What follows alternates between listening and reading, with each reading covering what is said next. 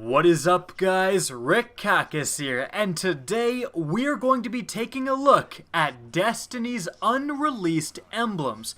These are emblems found within Destiny's game files throughout various points within its history. However, right now we don't have access, or at least we don't know how to gain access to these emblems. We know about them, they're in the game's files, but they are secret for the majority of people. And that's why we're going over them today. Now, I do have to give a shout out to Reddit user A Vengeful Arch. He was the one who made a Reddit post putting these in a very convenient list. I will link that Reddit post, of course, in the description down below. Now remember, guys, these are in the game, found within the game files. They could have just been cut. Again, we might just not know how to get them as of yet. Like, literally they could be in the game right now, just no one knows how to get them, or they could be coming soon. We do have one more semi-large content offering confirmed by Bungie coming in the spring. It's going to be likely something similar to the April update in 2016,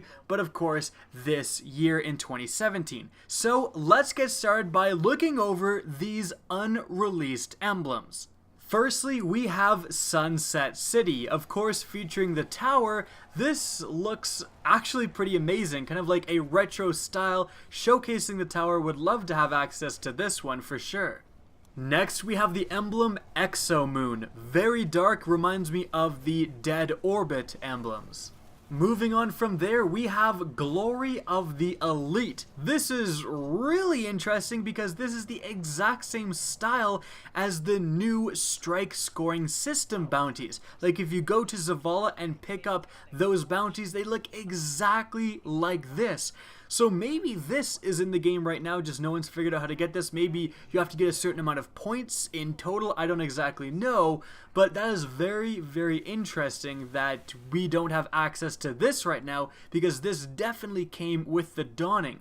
Or perhaps sooner, maybe Bungie was planning to introduce strike scoring for quite a while now. Now moving on, we have something very interesting. It is the Beryl Cometary emblem. And I actually looked this up to see what exactly that meant. Beryl is basically emeralds. It's a kind of mineral that include emeralds. And cometary is a celestial object with a tail. Basically, a comet is just a comet, but if it's close to the sun and it starts to heat up and produce the gaseous tail that we often see, that's considered a cometary. And if you look at the emblem, it's showing basically this. It's clearly space in the background and showing a comet. So this is potentially interesting, because is this showing cut content? Is this showing an asteroid or a comet that we may have been able to go to, or at least was being thought of as maybe somewhere we could go to, that was eventually cut from Destiny? We can now go to Phobos, and that wasn't previously an option. So this could be another example of that. Very interesting regardless. Could just be something cool or something completely unrelated.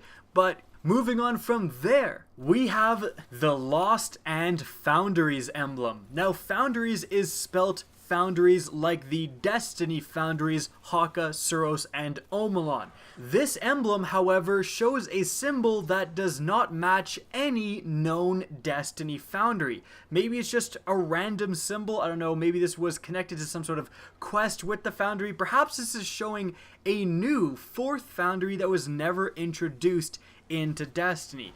But again, not even the lonesome blue with this random symbol appears. It just seems to be kind of a random square.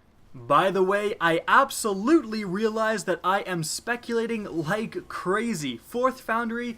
Probably not. Could just be something that looks cool. But again, it's fun to speculate, and who knows.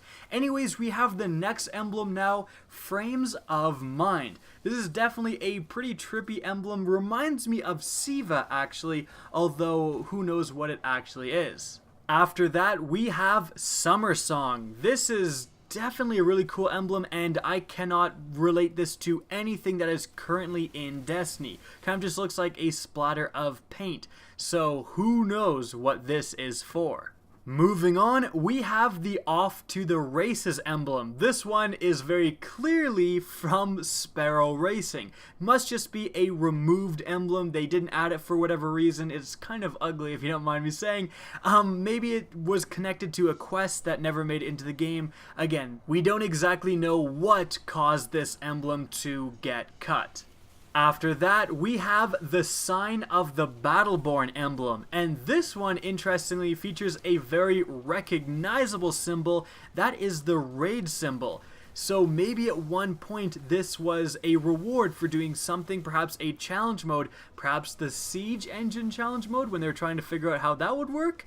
Who knows, probably not that, but definitely related to the raids in some way. Now moving on from there, we have Anchor's End. This shows an anchor, and yeah, I don't know where this would be from. Destiny seems to be pretty sparse on boats, so yeah, I don't know what piece of content would result in you getting this emblem. It's pretty cool nonetheless.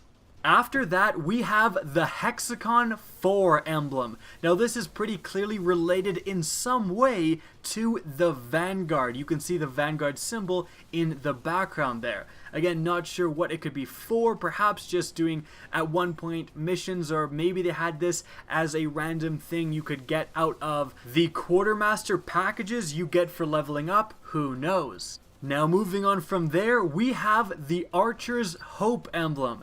This one looks fantastic. I would love to get my hands on this emblem. Archer's Hope really reminds me, well, the only thing Archer-esque in Destiny is of course the Night Stalker Hunter subclass. Maybe this had something to do with that, maybe beating a challenge or doing the quest to actually get the Night Stalker Hunter gave you this emblem at one point, and then for whatever reason it was taken away. Next, we have the City Force emblem. This one is pretty bland. I kind of understand why this may have been removed. After that, we have the Sign of the Ancients emblem, another pretty bland emblem. Moving on from there, however, we have the Sign of the Protectorate. And this one you can kind of start to see these were pretty preliminary emblems. Like this the symbol doesn't even fit properly in the dimensions of the emblem. Of course, they probably would have resized that if they ever would have put it in the game. And that's why there's only one color in the background. They were thinking about something. They had started to do a little bit of work. They put a little bit into the game for this emblem and then scrapped it pretty early on. Moving on from there, we have the World Domination emblem. Again, not much you can tell from this one in what the heck it is for. Next, we have the Convergence emblem. This and the next few are going to be in the same pretty bland, undeveloped style. And after that, we have the Scholar's Quest emblem. Moving on from there, we have the Tip of the Spear emblem. And moving on, the last unreleased emblem we're going over today is what is called the Raid emblem. Now, as you can see here, this is not a proper emblem. It only has the symbol in the game files, not the entire emblem. And very clearly, this shows Crota with a sword through his face. This has something to do with the Crota's End raid, something to do with the Dark Below. In fact, this emblem within the game files, the one thing kind of associated with it is that you require the Dark Below expansion in order to kind of have access. It's weird to explain, but it does say that you require the Dark Below expansion. So this was added at around that time, and it has something to do with Crota's End. I wonder what this could have been. Maybe at one point this was the emblem you got for beating hard mode, and then they just changed it. Maybe there was a challenge that was in it that we didn't know about. Maybe there was just something completely random that we didn't uncover. In any event, it's pretty interesting that this didn't make its way into the game, even though just looking at it, we clearly know what it's about. But guys, that's gonna wrap up today's video. I hope you enjoyed and found it interesting. Now, if you did, please remember to help me out by simply rating and especially sharing this video. If you guys want to see more Destiny content similar to this, don't be afraid to slap that subscribe button.